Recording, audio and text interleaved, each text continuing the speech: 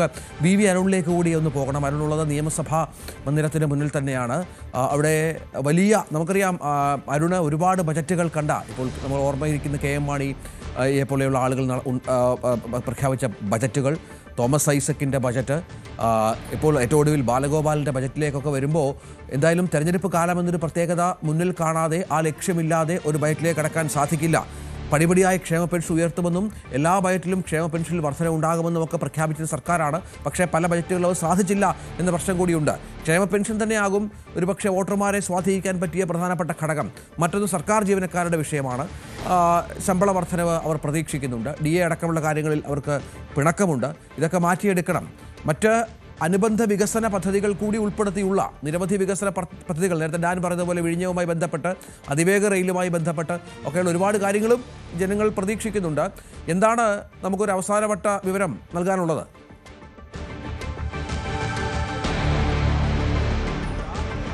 രഞ്ജിത്ത്, ക്ഷേമവും കരുതലും ഇതാണ് പിണറായി സർക്കാർ അവരുടെ മുഖമുദ്രയായി കഴിഞ്ഞ കുറെ നാളുകളായി രണ്ട് സർക്കാരിന്റെയും മുഖമുദ്രയായി എടുത്തു കാട്ടുന്നത്. അത് രണ്ടും സമന്വയിപ്പിച്ചുള്ള ബജറ്റാകും.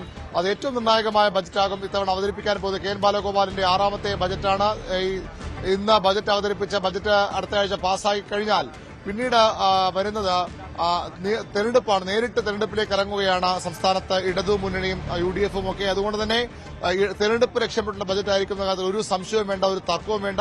എങ്ങനെ അതിനുള്ള ധനം കണ്ടെത്തും KN ബാലഗോപാൽ എന്നാണ് അറിയേണ്ടത്. അദ്ദേഹം കഴിഞ്ഞ ദിവസം നമുക്ക് അനുവദിച്ച അഭിമുഖത്തിൽ പറഞ്ഞത് മാജിക് കൊണ്ടൊന്നും ജനങ്ങളെ കബളിപ്പിക്കാൻ കഴിയില്ല. പക്ഷേ ഒരു മാജിക് ഇല്ലാതെ സർക്കാരിന് വലിയ പ്രഖ്യാപനങ്ങൾ, ക്ഷേമ പ്രഖ്യാപനങ്ങൾ നടത്താൻ കഴിയില്ല എന്നതും വസ്തുതയാണ്. ക്ഷേമ പെൻഷൻ സ്വാഭാവികമായും ഞാൻ സൂചിപ്പിച്ചതുപോലെ ക്ഷേമ പെൻഷൻ വർധന പ്രതീക്ഷിക്കപ്പെടുന്നുണ്ട്. സർക്കാർ ജീവനക്കാർ വലിയ പിണക്കത്തിലാണ്. കഴിഞ്ഞ ലോക്സഭാ തെരഞ്ഞെടുപ്പ് മുതൽ സർക്കാർ ജീവനക്കാർ വലിയ പിണക്കത്തിലാണ് സർക്കാരുമായി. തദ്ദേശ തെരഞ്ഞെടുപ്പിൽ അല്പമൊക്കെ മാറിയെന്ന പ്രതീക്ഷ വന്നുവെങ്കിലും അതും കാര്യമായി ഫലം ചെയ്തിട്ടില്ല.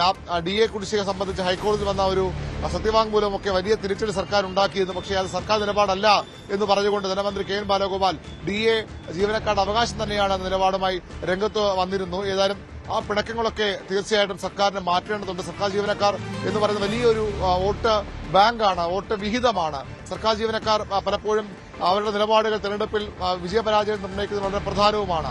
അതുകൊണ്ട് തന്നെ സർക്കാർ ജീവനക്കാരെ പിണക്കി മുന്നോട്ട് പോകാൻ സർക്കാരിന് കഴിയില്ല. അവരുടെ വിശ്വാസം തിരിച്ചുപിടിക്കേണ്ടതുണ്ട്. അത് സർക്കാർ ജീവനക്കാർ മാത്രമായില്ല, അവരെ ആശ്രയിച്ച് കഴിയുന്ന കുടുംബങ്ങൾ, അങ്ങനെ ലക്ഷക്കണക്കിന് വോട്ടുകൾ സർക്കാർ ജീവനക്കാരുടെ പക്കൽ മാത്രമുണ്ട്. അവർ തീരുമാനിച്ചാൽ ഒരു പുതിയ ഭരണം വരാനും ഭരണം ഇല്ലാതാക്കാനും ഒക്കെ കഴിയുന്ന വോട്ട് ബാങ്കായി സർക്കാർ ജീവനക്കാർ നിലനിൽക്കുന്നു എന്നുള്ളത് ഒരു വസ്തുതയാണ്. അവരെ ഒപ്പം നിർത്തണം. കർഷകർ എക്കാലവും ഇടതുമുന്നണിയുടെ ഏറ്റവും പ്രതീക്ഷയായ അടിസ്ഥാന ജനവിഭാഗമാണ്. നെല്ല് സംഭരണവും മറ്റുമായി ബന്ധപ്പെട്ട് അവരുടെ അവസ്ഥ വളരെ പരിതാപകരമാണ്. കഴിഞ്ഞ കുറേ നാളുകളെ പാലക്കാട് ഉപതെരഞ്ഞെടുപ്പ് മുതൽ കർഷകരുടെ അവരുടെ വീര്യം, അവർക്ക് സർക്കാരിനെതിരെയുള്ള വികാരത്തിന്റെ ചൂട് സർക്കാർ അക്ഷരാർത്ഥത്തിൽ മനസ്സിലാക്കിയത്. അതുകൊണ്ട് തന്നെ നെല്ല് സംഭരണവുമായി ബന്ധപ്പെട്ട് കർഷകരെ ഒപ്പം നിർത്താനുള്ള വലിയ പ്രഖ്യാപനങ്ങൾ ഈ ബജറ്റിൽ പ്രതീക്ഷിക്കപ്പെടുന്നു. മറ്റൊന്ന്, അതും കർഷകർ തന്നെയാണ്. കർഷക ജനവിഭാഗം എന്ന് അവകാശപ്പെടുന്ന, കർഷകരുടെ പാർട്ടി എന്ന് അവകാശപ്പെടുന്ന കേരള കോൺഗ്രസ് എം ആണ്. കേരള കോൺഗ്രസ് എമ്മിനെ അടർത്തി മാറ്റാൻ UDF ഒരു ശ്രമങ്ങൾ നടത്തിയിരുന്നു.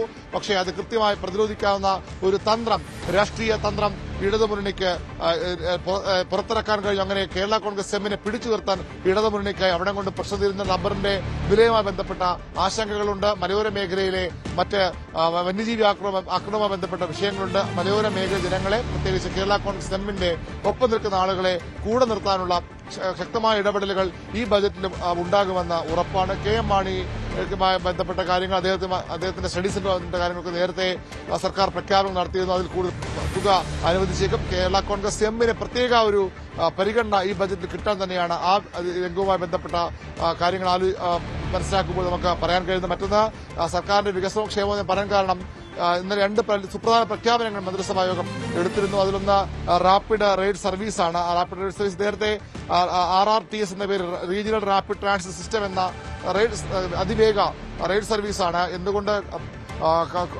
കാസർഗോഡ് കേരളത്തിലല്ലേ എന്ന ചോദ്യമൊക്കെ കേന്ദ്രത്തിന്റെ പദ്ധതി കഴിഞ്ഞ ദിവസം പ്രഖ്യാപിച്ചപ്പോൾ ശക്തമായി ഉയർന്നു കേട്ടിരുന്നു. പ്രക്ഷോഭങ്ങളിലേക്ക് കാസർഗോഡ് ജനത പോകുമെന്ന സൂചനകൾ വന്നിരുന്നു. ഇപ്പോൾ കാസർഗോഡിനെ കൂടി പരിഗണിച്ചുകൊണ്ട് തിരുവനന്തപുരം മുതൽ കാസർഗോഡ് വരെ 583 കിലോമീറ്റർ ദൈർഘ്യത്തിലുള്ള വേഗപാതയാണ് സർക്കാർ തുടങ്ങാൻ ആഗ്രഹിക്കുന്നത്. അത് ശക്തമായ തെരഞ്ഞെടുപ്പ് പ്രഖ്യാപനമായി തന്നെ കാണേണ്ടതുണ്ട്. കേരയിൽ എന്ന സംസ്ഥാന സർക്കാരിന്റെ പിണറായി സർക്കാരിന്റെ സ്വപ്ന പദ്ധതി നടക്കാതെ പോകുന്നു എന്നവർ മനസ്സിലാക്കുന്നു. എങ്കിൽ അതിന് പകരം ഒരു അതിവേഗ റെയിൽ സംവിധാനം, സംസ്ഥാനത്ത് അതിവേഗ റെയിൽ സംവിധാനം അനിവാര്യമാണെന്ന് ഇടതു സർക്കാർ കരുതുന്നു. അവരുടെ പ്രകടന പത്രികയിലടക്കം അക്കാര്യങ്ങൾ എടുത്തു പറഞ്ഞതാണ്. കേരളവുമായി ബന്ധപ്പെട്ട വലിയ വിമർശനങ്ങൾ, എതിർപ്പുകൾ സംസ്ഥാനത്ത് ഉയർന്നു വന്ന പശ്ചാത്തലത്തിലാണ് കേന്ദ്രത്തിന് കൂടി സ്വീകരിക്കാവുന്ന തരത്തിലുള്ള കേന്ദ്രത്തിന്റെ ഒരു പദ്ധതി തന്നെ കടമെടുത്തുകൊണ്ട് സംസ്ഥാനത്ത് നടപ്പാക്കാമെന്ന ആവശ്യം കേന്ദ്ര സർക്കാരിന് മുന്നിൽ സംസ്ഥാനം വയ്ക്കുന്നത്. ഈ RRTS വേണ്ടി വലിയൊരു നീക്കിവയ്പ് സ്വാഭാവികമായി ഈ ബജറ്റ് ഉണ്ടാകുമെന്ന് പ്രതീക്ഷിക്കപ്പെടാം. ഞാൻ വികസന കാര്യങ്ങൾ പറയുമ്പോൾ അതിനൊപ്പം തന്നെ ക്ഷേമ പെൻഷൻ സർക്കാർ നേരത്തെ 2000-ലേക്ക് എത്തിച്ചിരുന്നു. 2500 ഇടതുമുണ്ട് പ്രഖ്യാപിത ലക്ഷ്യം. അതിലേക്ക് എത്തുമോ എന്ന കാര്യം വ്യക്തത. എന്തായാലും ക്ഷേമ പെൻഷൻ വർധനയുണ്ടാകും. വർധന മാത്രമല്ല, അങ്ങനെ ക്ഷേമ പെൻഷൻ വർദ്ധിപ്പിക്കുമ്പോൾ അതിന്റെ എല്ലാ വിഭാഗ ജനങ്ങൾക്കും, അതിന് അർഹരായ എല്ലാ വിഭാഗ ജനങ്ങൾക്കും അതിന്റെ ആനുകൂല്യം ലഭിക്കണമെന്ന് സർക്കാർ ഉറപ്പിക്കുന്നു. അതിന്റെ ഭാഗമായാണ് മന്ത്രിസഭ എടുത്ത ഒരു പ്രധാനപ്പെട്ട തീരുമാനം. മതസ്ഥാപനങ്ങളുടെ നിയന്ത്രണത്തിലുള്ള മന്ദിരങ്ങൾ, മഠങ്ങൾ, കോൺവെന്റുകൾ, ആശ്രമങ്ങൾ, മതവുമായി ബന്ധപ്പെട്ട സ്ഥാപനങ്ങൾ എന്നിവിടങ്ങളിൽ താമസിക്കുന്ന കന്യാസ്ത്രീകൾ ഉൾപ്പെടെയുള്ള അർഹരായ സ്ത്രീകൾക്ക് സർക്കാരിന്റെ സാമൂഹ്യ ക്ഷേമ പെൻഷൻ ഉറപ്പാക്കാനുള്ള ഒരു നിർണായക നീക്കമാണ് സർക്കാർ നടത്തിയത്. അവർക്ക് ഈ ക്ഷേമ പെൻഷൻ ലഭിക്കുന്നതിനുള്ള തടസ്സങ്ങൾ നീക്കാനുള്ള ഒരു നിർണായക നീക്കമാണ് മന്ത്രിസഭായോഗം നടത്തിയത്. അവിവാഹിതരായ 50 വയസ്സിൽ കൂടുതലുള്ള സ്ത്രീകൾക്ക് ശമ്പളവും പെൻഷനും സർക്കാർ മറ്റാനുകൂല്യം ലഭിക്കാത്തവർക്ക് ഇവരെ പ്രത്യേക വിഭാഗമായി കണക്കാക്കി അവർക്ക് ക്ഷേമ പെൻഷൻ നൽകുന്നതിനുള്ള തടസ്സം നീക്കാനാണ് സർക്കാർ തീരുമാനമെടുത്തത്. ഏറ്റവും ശ്രദ്ധിക്കേണ്ടത് മഠങ്ങളുമായി ബന്ധപ്പെട്ടവരാണ്, കോൺവെന്റുകളുമായി ബന്ധപ്പെട്ടവരാണ്. ആ ജനവിഭാഗങ്ങളെ, ക്രൈസ്തവ മേഖലയിലെ ആ ജനവിഭാഗങ്ങളെ അടുപ്പിച്ചു നിർത്തുക വലിയ ലക്ഷ്യമാണ് ഇടതുമുന്നണിക്കുള്ളത്. അതിന്റെ ഭാഗമായി ആ തീരുമാനം ഇന്നലെ സർക്കാർ കൈക്കൊണ്ടു. ബജറ്റിലും അതിന്റെ പ്രതിഫലനങ്ങൾ ഉണ്ടാകാം. അങ്ങനെ ക്ഷേമ പ്രവർത്തനങ്ങൾക്ക്, അതുപോലെ തന്നെ വികസന പ്രവർത്തനങ്ങൾക്ക് വലിയ നീക്കിവയ്പുള്ള ഒരു ബജറ്റാകും ഇന്നത്തെ ഉറപ്പാണ്.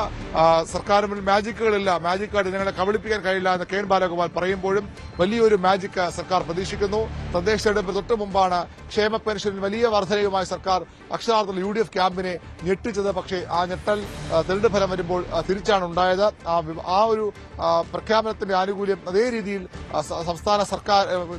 സംസ്ഥാനത്തെ ഭരിക്കുന്ന മുന്നണിക്ക് ലഭിച്ചില്ല എന്ന് വിലയിരുത്തുന്നുണ്ട്. പക്ഷേ മറ്റു തരത്തിൽ കൂടി എഴുതുമ്പോഴേ കാണുന്നുണ്ട്. ആ ക്ഷേമ പ്രഖ്യാപനങ്ങൾ കൊണ്ട് തന്നെയാണ് പിടിച്ചു നിൽക്കാനായത്. വലിയ 10 വർഷം തുടർച്ചയായി ഭരിക്കുന്ന ഒരു സർക്കാരിനുണ്ടാകുന്ന ഭരണവിരുദ്ധ വികാരമുണ്ട്, ശബരിമല ഉൾപ്പെടെ വിഷയങ്ങളുണ്ട്. അപ്പോൾ അത്രയും ഉണ്ടായിട്ട് പോലും പിടിച്ചു നിൽക്കാൻ കഴിഞ്ഞത് ക്ഷേമ പെൻഷനിലെ വലിയ പ്രഖ്യാപനങ്ങളാണെന്ന് സർക്കാർ ഇടതുമുന്നണിക്ക് ഉറപ്പിക്കുന്നത്. അതുകൊണ്ട് തന്നെ ക്ഷേമം വിട്ടൊരു കളിക്ക് രണ്ടാം പിണറായി സർക്കാർ നിൽക്കില്ല. കെ എൻ ബാലഗോപാൽ തയ്യാറാകില്ല. നിരവധി ക്ഷേമ പദ്ധതികൾ പ്രതീക്ഷിക്കണം. ജനപ്രിയ പ്രഖ്യാപനം ഉണ്ടാകണം. ഒപ്പം ഘടകകക്ഷികളെ തൃപ്തിപ്പെടുത്തണം. മലയോര മേഖലയിൽ, റബ്ബർ മേഖലയിൽ, കാർഷിക മേഖലയിൽ, കുട്ടനാടക്കമുള്ള സ്ഥലങ്ങളിലൊക്കെ ഒരു പരിഗണന വേണം. അങ്ങനെ നമുക്കറിയാം, ഡാൻ കുര്യന് കഴിഞ്ഞ പിണറായി സർക്കാരിൻ്റെ അവസാന ബജറ്റ് അവതരിപ്പിച്ചത് തോമസ് ഐസക്കാണ്. അവിടെ ഒരു ദീർഘനേരം നീണ്ട, ഒരുപക്ഷെ നിയമസഭയുടെ ചരിത്രത്തിലെ ഏറ്റവും വലിയ ഒരു ബജറ്റ് പ്രസംഗം നടത്തിയാണ് തോമസ് ഐസക്ക് മടങ്ങിയത്. അത് വളരെ പ്രധാനപ്പെട്ട ഒരു സംഭവമായിരുന്നു ചരിത്രത്തിൽ. ബാലഗോപാലിന് അങ്ങനെ ചില പ്രത്യേകതകൾ. തോമസ് ഐസക്ക് പലപ്പോഴും കവികളുടെ ഉദ്ധരണികളൊക്കെ ഉപയോഗിച്ച് രസകരമായ പദപ്രയോഗങ്ങൾക്കൊക്കെ കൊണ്ടാണ് ബജറ്റ് പ്രഖ്യാപനം നടത്തുക. ബാലഗോപാൽ അത്തരത്തിലധികം പരീക്ഷണങ്ങൾക്ക് പോകാറില്ല. എങ്കിലും അദ്ദേഹത്തിൻ്റെ ഒരു ക്രാഫ്റ്റ് കഴിഞ്ഞ 4 ബജറ്റുകളിലും വളരെ വ്യക്തമായി തന്നെ ഉണ്ടായിരുന്നു എന്ന കാര്യത്തിൽ സംശയമില്ല. അത് ഇന്നും പ്രതീക്ഷിക്കണം, അല്ലേ? അരുണ്, ഡാൻ ടെലിഫോൺ ലൈനിലില്ല, ചില സാങ്കേതിക പ്രശ്നങ്ങളുണ്ട്. അരുണ്, എന്റെ ചോദ്യം കേട്ടിരുന്നെങ്കിൽ മറുപടി. തീർച്ചയായിട്ടും കെ എൻ ബാലഗോപാൽ തീർത്തും വ്യത്യസ്ത ധനമന്ത്രിയാണ്. അത് തോമസ് ഐസക്കുമായി താരതമ്യം ചെയ്യുമ്പോൾ പ്രത്യേകിച്ചും തോമസ് ഐസക്ക് സാഹിത്യകൃതികളെ കൂട്ടുപിടിച്ചുകൊണ്ട് അത് ലോകസാഹിത്യം മുതൽ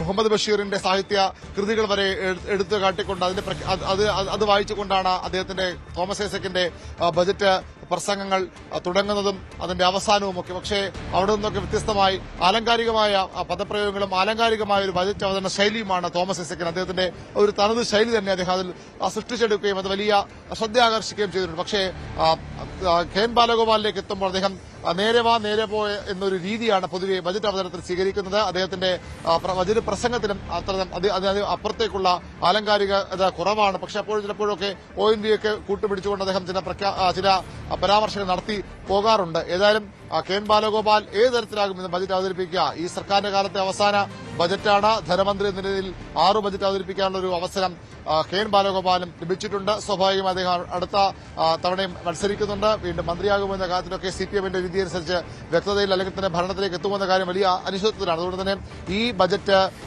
ഏറ്റവും ആകർഷകമാക്കാൻ കെ എൻ ബാലഗോപാലും തയ്യാറെടുക്കുന്നു എന്ന് തന്നെയാണ് മനസ്സിലാകുന്നത്. അദ്ദേഹത്തിന് വളരെ ദീർഘമായ ബജറ്റ് പ്രസംഗം നടത്തി അദ്ദേഹം കഴിഞ്ഞ തവണ ആ രീതിയിൽ ഇടപെടൽ നടത്തിയിരുന്നു. ഇത്തവണയും വളരെ ദൈർഘ്യമേറിയ ബജറ്റ് പ്രസംഗത്തിൽ തന്നെയാണ് അരങ്ങൊരുങ്ങുന്നതെന്ന് വേണം മനസ്സിലാക്കാൻ. വളരെ പ്രത്യേകതകളുള്ള ഒരു ബജറ്റാണ്. ഒരു തുടർഭരണത്തിലേക്ക് എന്ന വലിയ പ്രതീക്ഷ അത് സംസ്ഥാന ചരിത്രത്തിൽ തീർത്തും വലിയ അപൂർവതയാണ്.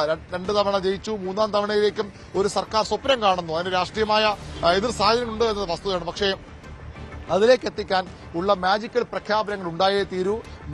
ഒരു മാന്ത്രികത കട്ടിയേ തീരൂ കെ എൻ ബാലഗോപാൽ എന്ന ഉറപ്പാണ്. എന്തൊക്കെ മാജിക്കാണ്, മാജിക് ഉണ്ടാകില്ല, മാജിക് ജനങ്ങളെ കബളിപ്പിക്കാൻ കഴിയില്ല എന്നൊക്കെ അദ്ദേഹം പറയുമ്പോഴും ഒരു മാജിക് ഇല്ലാതെ ഈ സർക്കാരിന് ഈ ഭരണത്തിൽ തുടരാൻ കഴിയില്ല. അത്രയധികം ജനരോഷം ഉണ്ടായിരുന്നു എന്ന് കഴിഞ്ഞ തദ്ദേശ തെരഞ്ഞെടുപ്പ് തെളിയിച്ചതാണ്. ആ ജനരോഷം മാറ്റാൻ CPM-ഉം CPI-യും ഉൾപ്പെടെയുള്ള പ്രധാന പാർട്ടികളൊക്കെ ഗൃഹസന്ദർശനം നടത്തിയതാണ്. ഇനി രാഷ്ട്രീയ വിശദീകരണവുമായി ജാഥകൾ 1-ാം തീയതി അടുത്ത മാസം ആദ്യം ആരംഭിക്കാൻ പോവുകയാണ്. പക്ഷെ അതിന് അപ്പുറത്തേക്ക് ബജറ്റിൽ ജനങ്ങൾക്ക് വിശ്വാസയോഗ്യമായ പ്രഖ്യാപനങ്ങൾ നടത്താൻ സർക്കാർ തയ്യാറെടുത്തേ മതിയാകൂ. ആ തയ്യാറെടുപ്പാണ് കെ എൻ ബാലഗോപാൽ നടത്തിയത് എന്ന് വ്യക്തമാണ്. കാരണം ഇടതുമുന്നണിയുടെ പ്രകടന പത്രികയിൽ പറഞ്ഞ എല്ലാ കാര്യങ്ങളും പാലിക്കുക എന്നുള്ളതാണ്. നമുക്ക് മറ്റു സർക്കാരുകളെ അപേക്ഷിച്ച് നോക്കുമ്പോൾ ഒരു പരിധിവരെ അവരുടെ അവകാശവാദം ശരിയുമാണ്. പ്രകടന പത്രികകളിൽ കാര്യങ്ങൾ എണ്ണി പറയുക, അത് നടപ്പാക്കാനുള്ള വഴികൾ ബജറ്റിലൂടെ പ്രഖ്യാപിക്കുക, അങ്ങനെയാണ് സർക്കാർ മുന്നോട്ട് പോകുന്നത്. കിഫ്ബി വളരെ പ്രധാനപ്പെട്ട ഒരു ഘടകമാണ്. കിഫ്ബിക്ക് വേണ്ടി എന്തെല്ലാം കാര്യങ്ങൾ ഇത്തവണ മാറ്റിവെക്കും. കിഫ്ബി സംസ്ഥാനത്തെ അടിസ്ഥാന സൗകര്യ വികസന മേഖല വലിയ മുന്നേറ്റം നടത്താൻ സർക്കാർ സഹായിച്ച ഒരു കാര്യം തന്നെയാണ്. കിഫ്ബിയുമായി ബന്ധപ്പെട്ട കാര്യങ്ങൾ എന്തൊക്കെ ഈ ബജറ്റ് ഉണ്ടാകുമെന്ന് വ്യക്തമാകേണ്ടതുണ്ട്. ഓരോ വിഭാഗത്തെയും പരിഗണിക്കണം. ഒരാളെയെങ്കിലും വിട്ടുപോയാൽ, അതായത് ഒരു വിഭാഗത്തെയെങ്കിലും വിട്ടുപോയാൽ അത് സർക്കാരിന് വലിയ തിരിച്ചടി ഉണ്ടാകും. കൂടുതൽ വാർത്തകൾക്ക് News 18 Keralam YouTube channel subscribe ചെയ്യുക.